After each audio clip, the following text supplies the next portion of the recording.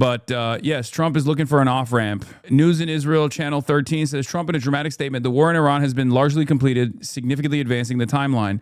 Largely completed, Trump says. On whose terms? Hard to see Iran giving up leverage it has built unless it secures a durable peace that brings economic relief. Alternatively, a ceasefire could help younger Khamenei consolidate and potentially dash towards nuclear weapons. But the reason why Trump is doing this, the reason why Trump is retreating, by the way, as expected, is because he doesn't like what the markets look like. And he's trying to fix it to the best of his ability. His word doesn't really mean much as far as like what the Iranian government will do, how they will react to this. And judging by what I saw from IRGC communiques coming up, like they basically predicted that this was going to happen.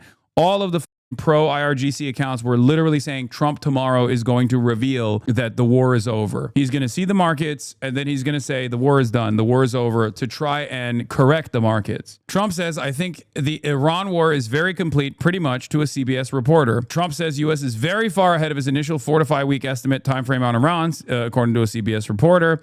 Trump says he has someone in mind to replace Khamenei, but he did not elaborate on that same CBS report. Trump has also said that they are going to have a conversation with the Israeli government to decide how to end this war, which is, again, the revelation that America is led by a theocracy as well. But instead of 88 clerics coming together and figuring out who the fucking next imam is going to be that leads the American theocracy, it's actually the Israeli Knesset, backed by the Israeli population's popular support for this endless destruction campaign in Iran. Let's be real. America, in some ways, is also led by clerics. Maybe not Shia clerics, but instead, this time, rabbis and the Knesset and secular Israelis. It's a different kind of theocratic approach. Evangelical Zionists as well. But, that's what's going on here.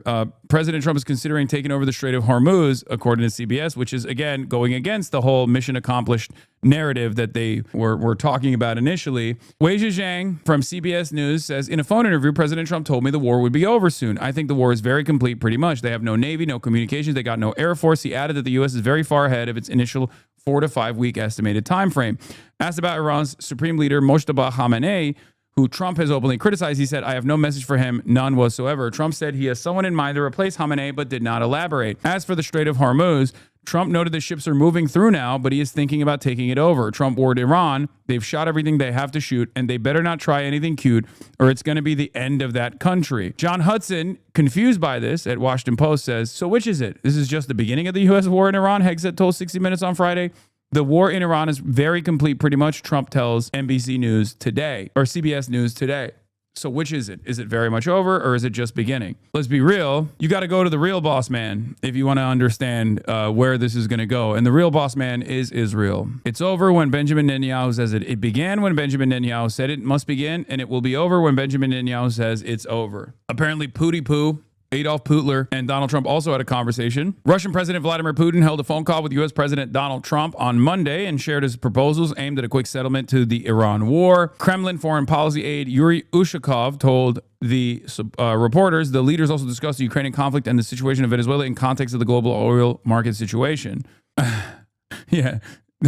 Department of War rapid response. We have only just begun the fight. And then right after that, Trump is like, actually, we're done. It's over. Mission accomplished. Now, of course, if you want to understand what's really going on, obviously the mission is not accomplished at all, because what is the mission? For the Americans, if the mission itself is supposed to be complete regime change, and the Israeli mission is complete destruction of Iranian society and trying to instigate some kind of like ethnic war in the country with no real regime change in mind. Neither of those goals are being accomplished right now. If the goal is to stop Iranian missiles from striking Tel Aviv, if the goal is to stop Iranian missiles from striking American bases in the region, they haven't accomplished those goals either. So what is the actual goal here? All of this is indicative of chaos on the American and Israeli side.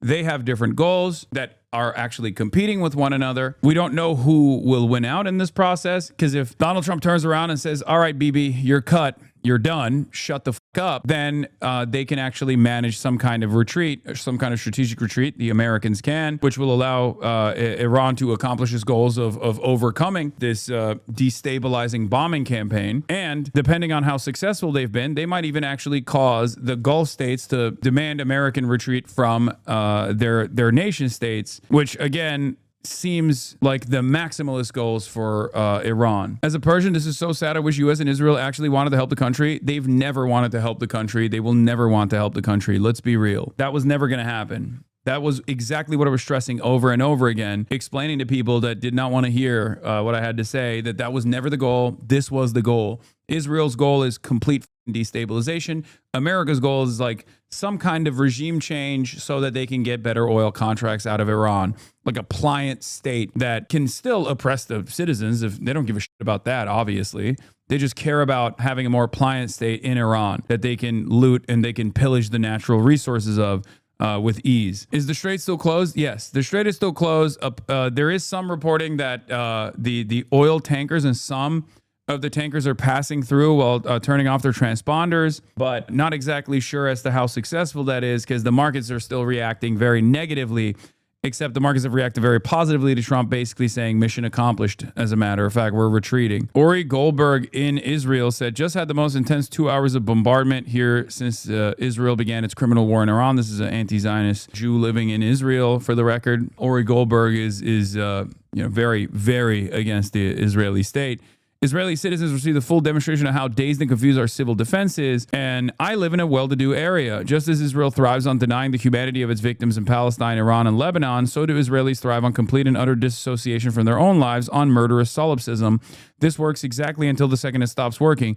Then it comes tumbling down like a house of cards. The reason why I'm bringing this up is Ori being an anti-Zionist living in Israel is because I think his assessment is not indicative of the broader public's assessment here. I will admit. He's basically saying that he's hopeful that Israeli society broadly, once they actually do receive some kind of pushback and punishment for its endless bloodshed, will very quickly turn around and say, oh, you can't protect us at all. Maybe we need to chart a different path, one that actually revolves around diplomacy instead of complete death and destruction, and hoping that like America will always protect us. I don't know if that's the case, but that's what his assessment is. It's a very hopeful assessment. I don't know if it's real or not. A second Iranian missile strike on Israel in the last hour. Trump tells CBS war is very complete, but this is what happened. Yeah, IRGC says the SATCOM station that Hezbollah destroyed was one of the main comm centers connecting air bases with the fighter jets, by the way. I don't know what this video is supposed to show, but compilation from Hebrew Twitter. Oh yeah, I mean, I've seen this, but I don't think this is indicative of like broader Israeli society is what I mean. I tried to listen to Netanyahu today, an impossible task. A few minutes and I broke. The man adopted the speaking style of Trump, a dictator in the making, full of helium, arrogance, hubris, and detachment from reality. Suddenly the pilots are wonderful. Everyone is determined. Everything is fine. War poisoning, all the way to clemency. Not on the sidelines. It's pretty amazing that no one from the government is really talking to us about the war. Not that there are any expectations at all, right? But they're pissing on us in an arc.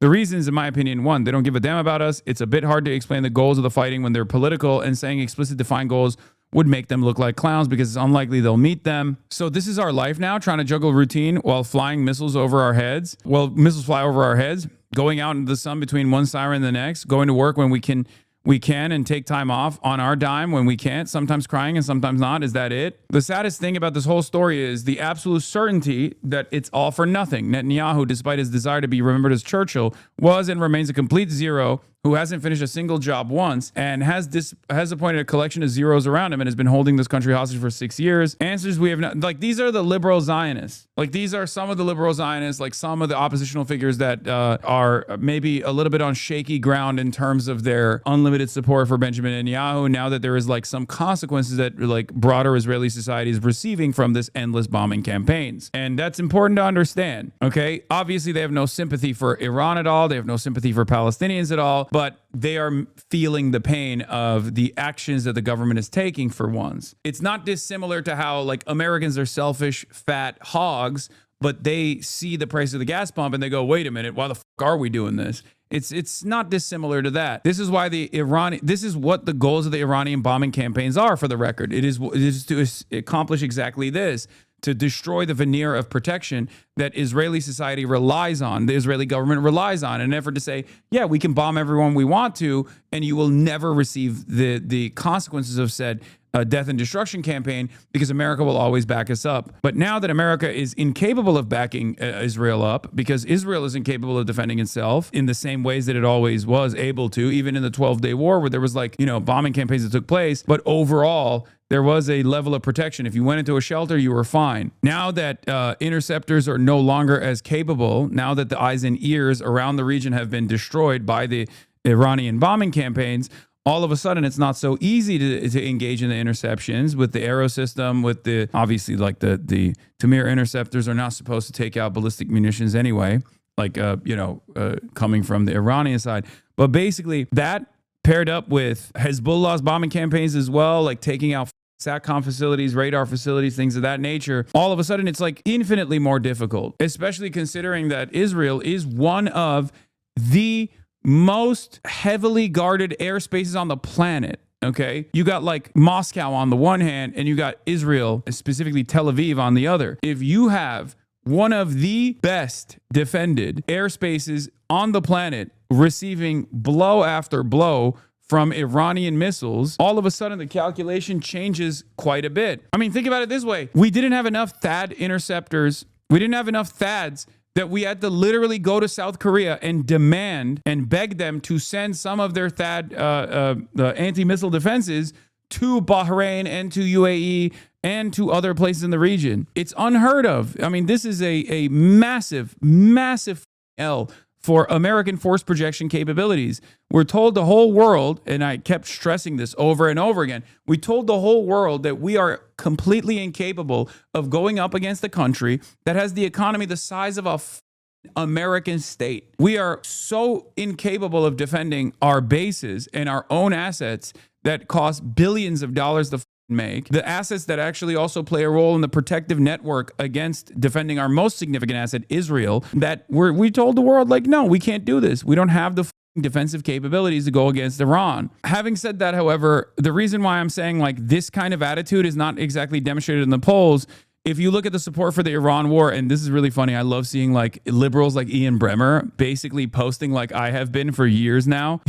He's showing support for the Iran war amongst Americans, 36% approve, 54% disapprove. Amongst Israelis, 82% approve, 13% disapprove. And now we are retreating. It appears that the U.S. base is evacuating its Air Force tankers from a Saudi Arabia base. These tankers have been supporting bombing operations in Iran, and now they've been evacuated to Europe out of the Prince Sultan Air Base. Americana says, we're retreating. We made the largest American strategic retreat in decades before the war even started, and now we're retreating further. Objectively, the war is not going well.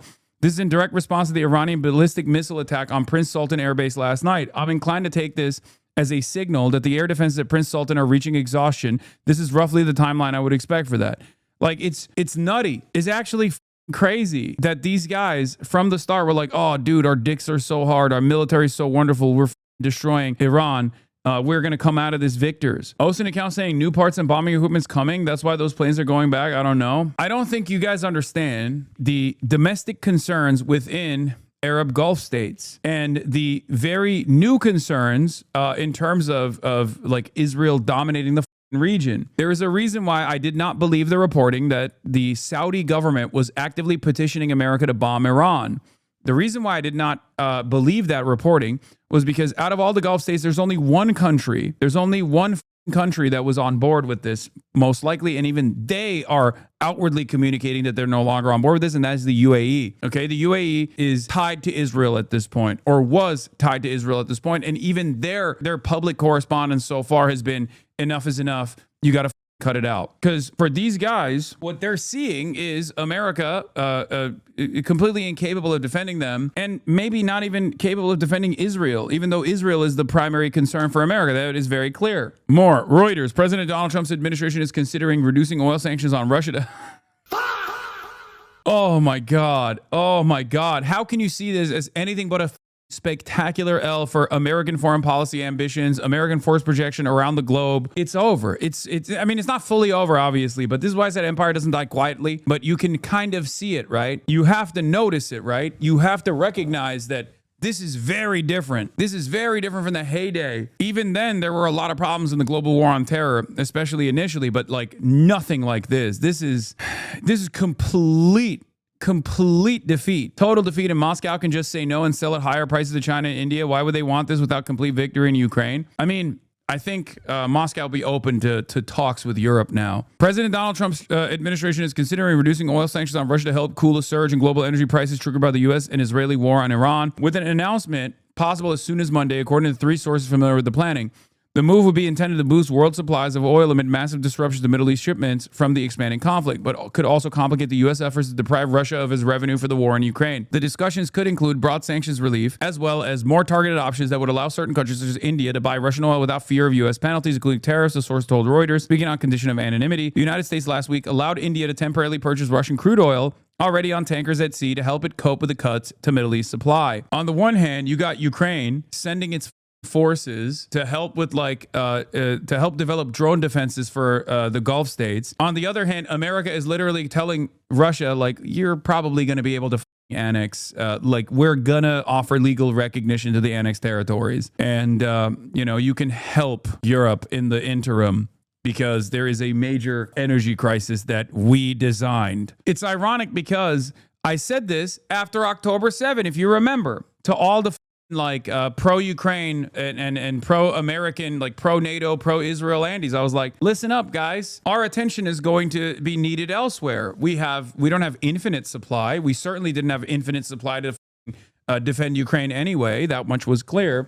But we certainly have our diminishing supplies that are going to focus on defending Israel. Not even necessarily defending Israel, but engaging in offensive capabilities and helping Israel's offensive capabilities. And our attention was going to shift to Israel. It did. And now we're here. The new moves could be announced as soon as Monday, the sources said. President Trump and his entire energy team have had a strong game plan to keep the energy market stable well before Operation Epic Fury began. And they will continue to review all credible options, said Taylor Rogers, a White House spokesperson using the administration's term for the war.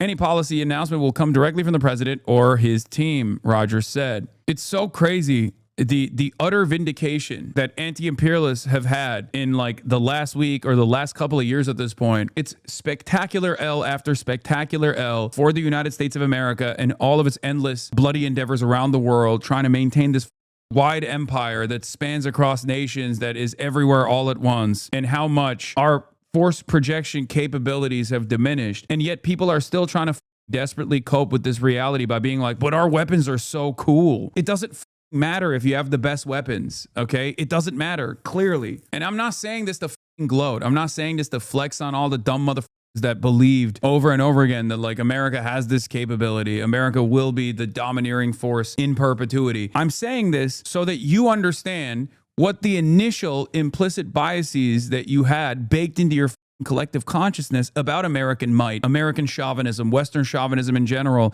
that caused you to make this wrong calculation, to make this wrong assessment. Tech superiority is utterly meaningless, as the Millennium Incident showed all the way back in 2002, when you got an enemy that can cheaply destroy your naval assets. And back then, obviously, there was tremendous technological limitations for Iran in comparison to what they have at their disposal now, like the Shahed drones that they've developed. The American imperialism is filled, the history of American empire is filled with L after L of this sort. People just waiting out the conquerors and making the penalties as costly as possible with their limited capabilities. You just don't want America to be a strong hegemonic power. In parentheses, I live with my mom. Of course I don't want America to be a strong hegemonic power. Yes, American hegemony, according to the Lancet study that just came out, has led to 38 million deaths, okay? 38 million deaths just on fucking sanctions alone. That is the death toll of American empire, or at least some of the death toll of American empire. Why the would I want that? Yes, I want to have diplomacy. I want other countries to also thrive. I don't want to dominate other countries. Why the would I be in support of American hegemony when American hegemony is good for people like us because we're not under the boot, even though, you're not even seeing the returns, right? You're not like the return of American empire and the bounties don't even redistribute to the American public regardless. But even then, we're in a better position overall in the first world than the third world that we dominate by virtue of not being under the boot, right? Having said that, I want other countries to also obviously thrive and survive and have sovereignty and dignity. So yes, I know that chatter is making a joke. I'm just jumping off that because it's a commonly shared perspective by many NATO Atlanticists, and I'm trying to explain to that commonly shared perspective. So I'm responding to not the chatter's joke necessarily, but that commonly held position by American regime enjoyers and defenders. I don't buy the war ending, to be honest. I think the IRGC sees the writing on the wall, and if this happens, I'll be devastated. I will never be able to go back to Iran with the IR after this with extreme repression. So sad. You never know. You never know how things might pan out, chatter. What's stopping America from coming back a few months after? Well, because this is too devastating. What do you mean stock? Stock on what? If they are incapable, if the last 9 days have shown that America is, alongside Israel, is incapable of deteriorating Iranian launch capabilities, and that Iran can just like close the Strait of Hormuz like they have and create a global catastrophe in the energy markets, then why the fuck would they, like, what new weapons can they use? I think Donald Trump has basically exhausted all options in the escalation ladder beneath the nukes, okay? The final option here is nuclear launches. That's what I was worried about. Luckily, I don't want to say anything, but it seems like they're not going to try it. Hopefully, they will retreat instead of trying that. And you know, oh well, there's boots on the ground as well. But that's true. There's also that before the nukes, there's boots on the ground too. 2 more MQ-9 drones shot down. U.S. military's lost 2 more MQ-9 Reaper drones during Operation Epic Fortnight Chungus in Iran, bringing the total cost to 11 drones. The 11 drones lost are worth over $330 million in total. God damn. Operation Epic Fortnight Chungus, baby. God. Who is Clash Report? Is that reliable? Yes, usually. They're just an aggregator. They take like news from other like reliable news outlets and like post it. Oh.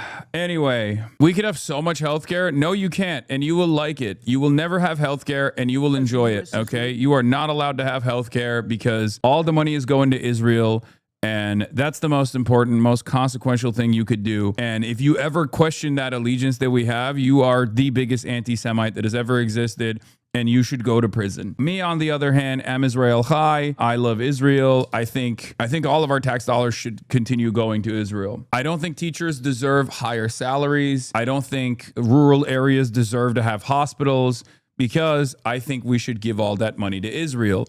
Please hire me now. I can be a consultant for a Democrat or a Republican. Doesn't matter. This is the attitude. This is the attitude you must demonstrate. Most moral nation, tiny. Israel, size of New Jersey. Israel, tiny nation. What are you saying? You are Hamas. No politic here. Give all of the monies to Israel. Give all of the monies to Israel. Now. State media reporting that a week after Ayatollah Khamenei's killing, his son, 56-year-old Mujtaba Khamenei, has been chosen to succeed him. The younger Khamenei is expected to follow his father's hardline policies.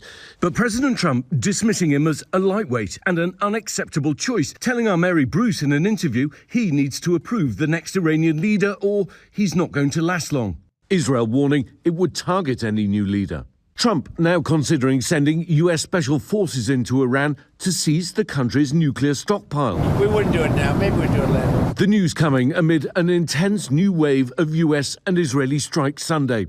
Israel targeting the country's energy infrastructure with a huge attack on multiple oil refineries in Tehran. This fire seen from miles away. Massive plumes of smoke billowing through the night sky. Another major refinery. Guys, think about how we're saving the Iranian people, though. Like, when I see massive plumes of like oil smoke mixing up with the clouds as, like, you know, all of this toxic waste accumulates above the Iranian population and will inevitably move to other countries in the region as well, by the way. When I think about all of that, I think about how we're just giving cancer to every single Iranian person we possibly can, and this is going to liberate them. It's going to liberate them from their bodies, really. It's so crazy that American foreign policy ends up engaging in chemical warfare with the Iranian population every single time. We talk about like 47 years of back and forth war, but from the Iranian perspective, this is literally what we did in the Iran-Iraq war. We gave Saddam chemical weapons, which he deployed on the Iranian people, and now we're directly getting Israel to bomb oil refineries and facilities, and once again engaging in chemical warfare with the Iranian population. It's insane. Like, the things that we do to countries that we have declared our foreign adversaries are unbearable. They're unimaginably cruel. And yet we still sit around thousands of miles away in our ivory towers and our throne in the heart of empire, and we talk about how these guys say Marbar America, like as though that is totally ridiculous to say if you're like a regular Iranian person. Of course they're going to say death to America and death to Israel, man. Look at what the we're doing to them. We're actually killing them. Henry was hit elsewhere in the city, igniting a fireball. Videos circulating online showing streets on fire. Poisonous fumes filling the air for miles around. Residents warned to protect themselves against toxic fumes and possible acid rain. Iran condemning the offensive as nothing less than intentional chemical warfare against the Iranian citizens. Iran says well over... Yeah, I believe the American-Israeli attack on Iran will be good for the Iranian people because unaware of anything that has ever happened before in the history of the world. Yeah. No, that's literally what it is. That's always what it is. It's like, and these guys are not oblivious, by the way. They just don't care. They know you're oblivious, okay? They rely on the average American person's lack of understanding. We were on our way to the airport, March and I, and the talk radio was on, okay, in the Uber. It's like 5 a.m. And I could not believe the commentary on this. Like, there was not even a single dissenting voice, not even a single person that had elected representatives on to talk about. Basically, on both sides, on the Democratic side, on the Republican side, they had elected representatives come on the radio show to say, Iranian people, they have a nuclear weapon. We have to stop them. We have to stop the nukes. Like, even the Democrat that's like, oh, I don't think like the process is being followed, but like it's understandable that it's like some kind of military action had to be taken. It's ridiculous. It blows my mind what kind of, when you find out what kind of news and information the average American that's like tuning into this stuff is getting, you kind of get why Americans are cattle. The point I'm trying to make is that for the average person, like the information environment that they're still in, especially for like high info voters, like people who are actually like reading, because the average American doesn't even do any reading whatsoever. They don't do any listening whatsoever. They're like, oh, maybe this is a distraction from the Epstein files or whatever the fuck, right? Like the average person is watching Mr. Beast videos and flicking their bean. Okay, they're not tuned into the shit at all. But there's a decent number of like people who listen to NPR, listen to the New York Times' podcast, or read the New York Times, who also get a very stupid understanding, a very wrong understanding of exactly what the dynamic is. And then you have the right wingers who are pure cattle, right? Like maximum cattle. They get prodded on a daily basis. 1,000 people have been killed so far, including 190 children and 198 women. The American death toll also rising again this morning. The Pentagon announcing that a U.S. service member wounded in an Iranian strike on a base in Saudi Arabia on March 1st has passed away from their injuries. Trump has told aides he would support killing Iran's new supreme leader, Ayatollah Mojtaba Khamenei, if he refuses U.S. demands such as ending Iran's nuclear program. He's literally trying to roll back the clock so bad. It's fucking hilarious. He saw the price of an oil barrel and he was like, you know what?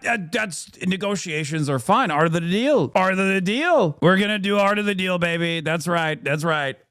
So meanwhile, Iran is seemingly escalating or increasing the intensity of its bombing campaigns, even though a lot of people were saying over the past week or so that they're just going to be launching 0 missiles or minus 10 missiles, given the trajectory of their launch capabilities, given the fact that their launch capabilities have been deteriorated by American and Israeli bombing campaigns. So it seemingly hasn't really stopped. It's become more efficient, but it seemingly has not stopped. But the RGC Aerospace Force Commander Mousavi says from now on, no missile with a warhead lighter than 1 ton will be launched. The wavelength of the launches and the wave levels will increase and their range will become broader. So we shall see. Meanwhile, America and Israel are not only engaging in scud hunting, but also hunting Ali Khamenei. And they think that like, oh, if we kill Ali Khamenei, this will stop. Again, it literally didn't stop. It didn't stop when you killed the initial, the OG Ayatollah Ali Khamenei. So what makes you think that killing Mojtaba Khamenei is going to actually succeed? Sorry, I said Ali initially, but Mojtaba, the son. The entire purpose, the entire principle behind why they chose Ali Khamenei's son, I believe, was to deliver a fuck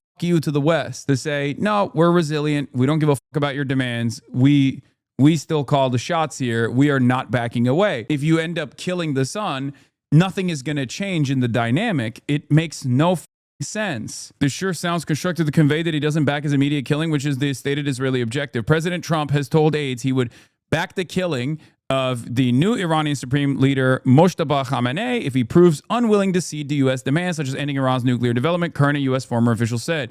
This guy literally is like, come on, let's do JCPOA. Remember Obama? It was so good. Let's do Obama. Let's do JCPOA. Come on. We'll back away. We'll back away. It'll be glorious. It'll be glorious. The White House declined a comment, but Trump on Monday told the New York Post he was not happy with Khamenei was selected to lead Iran. He called young Khamenei unacceptable. I'm not going through this to end up with another Khamenei, Trump told Times Magazine last week. Israel would likely execute an operation aimed at taking out Khamenei, who was named as supreme leader on Sunday, a current and former U.S. official said, noting that Israel is taking the lead on targeting Iranian leaders.